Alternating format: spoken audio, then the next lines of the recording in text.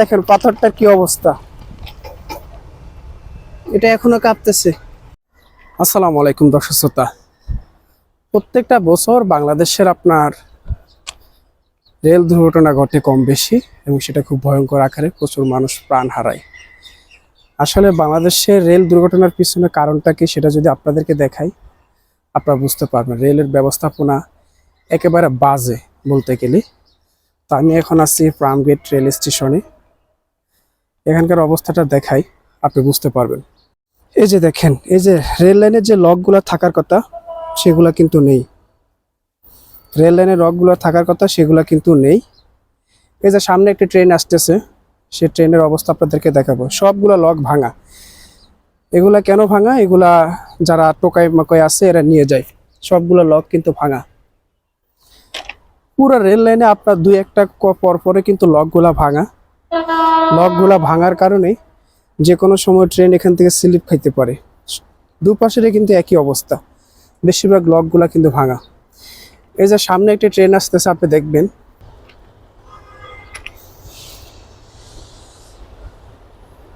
Train আসতেছে, ট্রেনের মতো আসতেছে যাচ্ছে।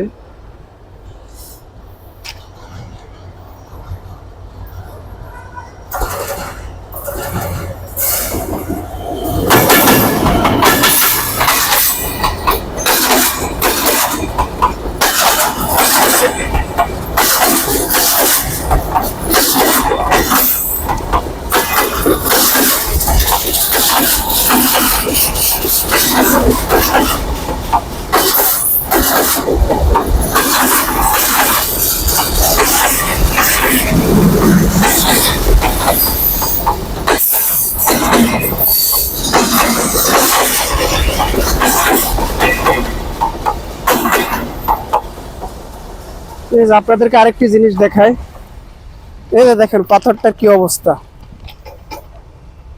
এটা এখনো কাঁপতেছে।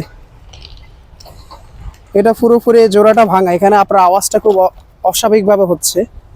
এই জোড়াটা দিয়ে প্রচুর আওয়াজ হয়েছিল।